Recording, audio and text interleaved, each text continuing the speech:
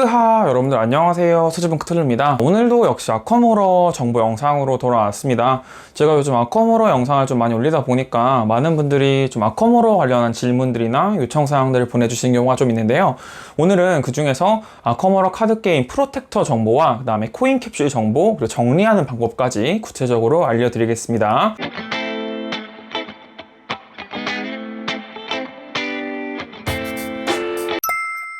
첫 번째로 프로텍터 정보입니다. 여러분들 프로텍터를 사실 때 가장 좋은 방법은 그 카드를 실제로 재보는 거예요. 보드라이프의 맨손 주먹이라는 분이 이 프로텍터에 관련해서 굉장히 자세하게 실측 같은 거 해주셔가지고 그리고 프로텍터도 비교를 해주셔가지고 저는 그분의 게시물을 좀 많이 참고를 했는데요.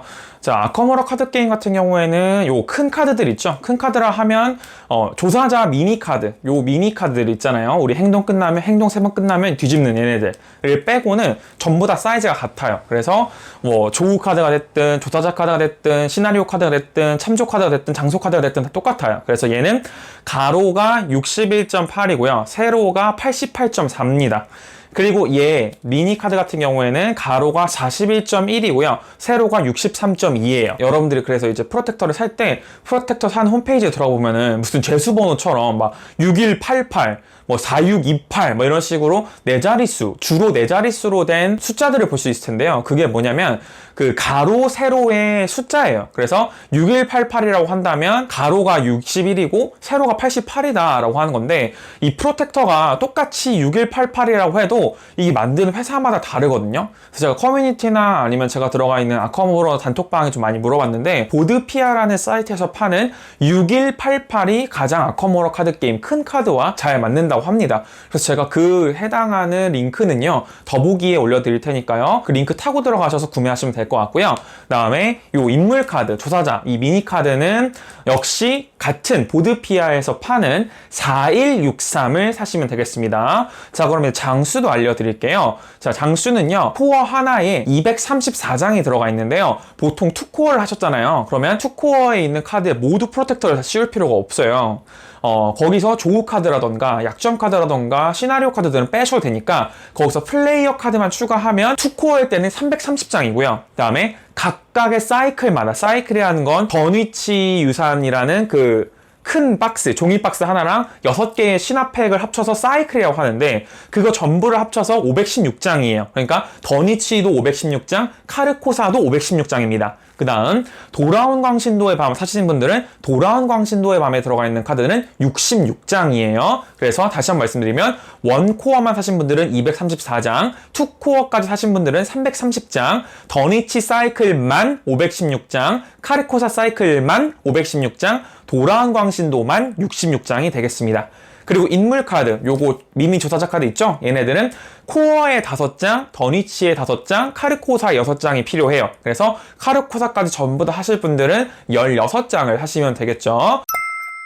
그 다음에 또 하나 여러분들이 많이 궁금해 하시는 게 요거를 보통 코인 캡슐이라고 해요. 껍질 같은 거 씌워놨잖아요. 요 혼돈 토큰에도. 그래서 요거를 코인 캡슐이라고 하는데 보통은 카드들에만 좀 많이 씌우세요. 그래서 혼돈 토큰에는 이렇게 보호 장치를 안 해주시는 경우도 있는데 저는 그냥 샀어요. 그래서 요거 사이즈도 궁금해 하시는 분들이 있어요. 역시 이것도 맨손 주먹님이 잘 알려주셨는데요. 코인 캡슐을 사려고 보면은 그냥 코인 캡슐에는 코인 캡슐 16, 17, 18, 22 이렇게 됐을 텐데 그게 지름의 숫자예요. 그래서 이 혼돈 토큰 큰 거 얘는 25mm라고 합니다. 그래서 25를 사면 정말 딱 맞대요. 그래서 26을 그렇다고 사면 조금 남는데요. 근데 저는 26을 샀거든요. 그래서 보면은 약간 남아요. 얘가 약간 흔들리긴 하거든요. 근데 뭐 그렇게 크게 흔들리진 않아서 상관없어서 저는 26을 샀습니다. 그래서 25도 들어가긴 하는데 너무 딱 맞고 26을 사면 조금 남는다. 그래서 그거는 본인 선택이실 것 같고요. 혼돈 토큰은 총 26개가 있으니까요. 코인 캡슐 하실 분들은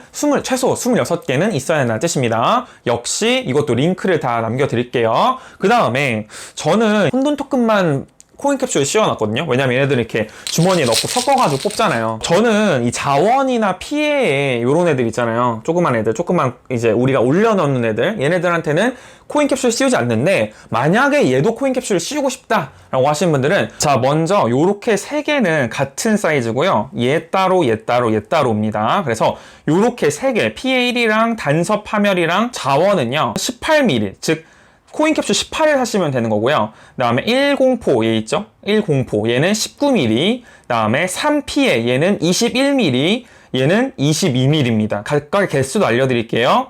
요거 피의 1토큰 얘는 20개가 있고요. 그 다음에 단서 토큰 얘는 30개가 있습니다. 그 다음에 자원 토큰도 30개가 있고요. 공포 1 얘는 14개가 있습니다. 피의 3 얘는 7개가 있고요. 공포 3 얘는 4개가 있습니다. 그래서 각각의 최소 개수에 맞게 씌우시면 될 것 같은데, 사실 저는 얘까지 캡슐을 씌우는 건 그렇게 권장해드리지 않아요. 왜냐면 얘네들은 이런 데다가 이렇게 올려가지고 플레이를 해야 되는 건데, 캡슐을 올리면 부피가 좀 많이 차지할 것 같거든요. 그래서 얘네 정도는 그냥 쓰시는 것도 좋을 것 같습니다. 그래서 저도 이렇게 안 씌워놨어요. 정리에 대해서 조금 설명해 드릴게요. 그런데 제가 지금 책상에 돌아온 광신도를 조금 펼쳐놔가지고 조금 책상이 어지러울 수 있는데 지금 플레이 중이어서 좀 이해해 주시기 바라고요. 자, 저는 물론 정리를 하는 게, 물론 커뮤니티 같은 데 가보면 진짜 아커모로는 오거나이저도 정말 이쁜 게 많고요. 그 다음에 정리 잘하시는 분은 정말 정리를 잘하고 이쁘게 잘하시지만, 저는 최소 비용으로 정리를 사실 하고 싶어가지고 돌아온 광신도 상자랑 그 다음에 코어 상자 하나에 그냥 정리를 해놔요. 그래서 코어 상자에는 요 참조, 안내서, 종이로 된 거 있죠? 이걸 여기다 다 보관하는 거예요. 그래서 규칙서, 캠페인 안내서랑, 그 다음에 신화팩에 보시면 이런 조그만 이런 시나리오, 얘네들도 그냥 다 여기다가 다 보관을 해요. 그 다음에 요거 조사자 카드들 있죠? 조사자 카드는 요렇게 비닐팩에 넣어서 탐구자면 탐구자, 아니면은 뭐 신비술사면 신비술사 이렇게 해서 저번에도 보여드렸죠? 이렇게 클래스별로 여기에는 플레이어 카드만 넣어 놓고요. 그 다음에 밑에는 플레이어 카드랑, 그 다음에 요거 조사자 카드죠. 그 이제 역할 카드랑 그 다음 미니 카드 들어가 있는 거, 요것도 찾기 쉽게 빼놓고요.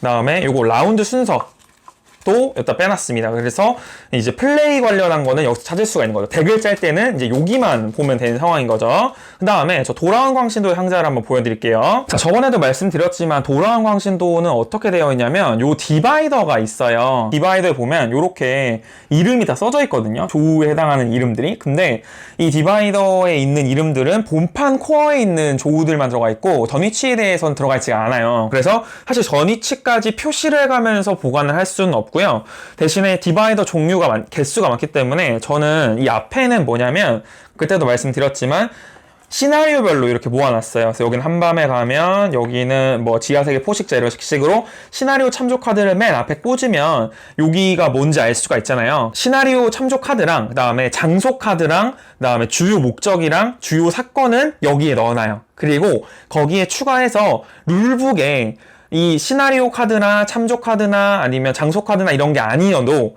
분명히 자산 카드라고 써져 있는 것도 그 시나리오에서 필요한 게 있어. 세팅 단계에서. 예를 들면 뭐 리타 챈들러라든지 이런 애들 있죠. 룰북에 이름이 나와 있는 애들은 같이 여기다가 넣어놔요. 조우 카드더라도. 그 다음에 딱히 룰북에 지시가 없는 친구들이 있어요. 그러면은 걔네들은 그냥 요 뒤에다가 아이콘별로 이렇게 그냥 쫙 모아놔요. 그러면 찾기가 쉽거든요. 그래서 세팅할 때는 여기, 그 다음 조우 문양을 사실 때는 여기를 보시면 되는 건데, 사실 처음 하시는 분들은 룰북을 아직 뒤에를 보지도 않았는데 뭐가 어디에 나오는 카드인지 어떻게 아느냐라고 하면, 진짜 원초적으로 여러분들 장소 카드랑 시나리오 참조 카드랑 그 다음에 주요 사건이랑 주요 목적은 이제 이렇게 특징적으로 생겼기 때문에 책처럼 생기고 이렇게 표처럼 생기고 했기 때문에, 장소처럼 생기기 때문에 어떻게 하는지 아니까 일단은 같은 장소에 해당하는 애들만 모아두시고요. 나머지는 색깔별로라도 모아두시면 좋아요.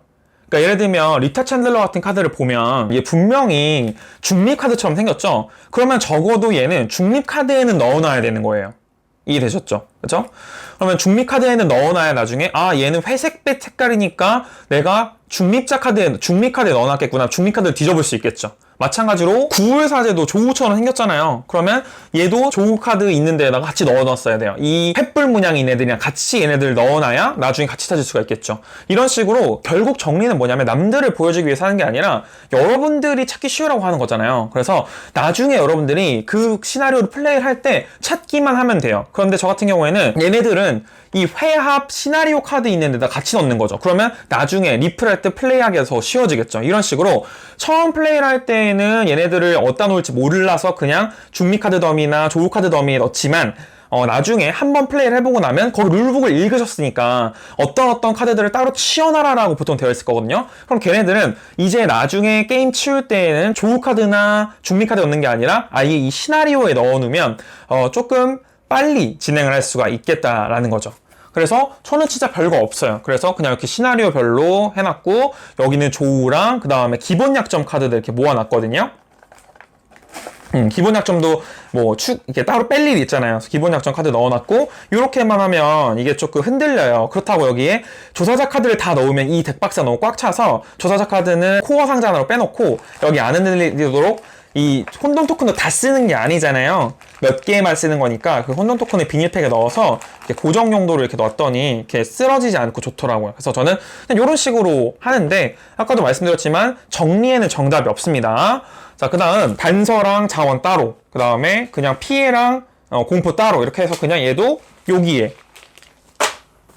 이거 넣어서 같이 갖고 다니는 거죠. 그러면 사실상 저는 혼돈 주머니랑 돌아온 광 진도 상자랑 코어 상자 하나면 짐을 다 쌀 수가 있는 거죠. 그래서 이런 식으로 저는 정리를 했어요. 오늘은 이렇게 해서 아커모로 카드 게임을 보관하는 이야기를 해봤는데요. 저는 여러분의 댓글 진짜 다 읽어보고 있거든요. 그래서 여러분들이 댓글에 문의사항을 남겨주시거나 아니면 이러한 것도 컨텐츠로 만들면 좋을 것 같아요 하는 부분들 다 이제 저한테는 그런 요청을 주시는 것 자체가 제 채널에 관심이 있으시고, 그 다음에 제가 좋아하는 게임인 아커모로 카드 게임에 관심이 있다라고 받아들여져서 되게 고맙게 항상 여기고 있거든요. 그래서 이 영상을 보시고도 아직도 궁금하신 게 있다라고 하시는 분들은 언제라도 댓글 남겨주시면 좋겠고요. 저는 다음번에 더 좋은 영상으로 찾아뵙도록 하겠습니다. 그럼 안녕.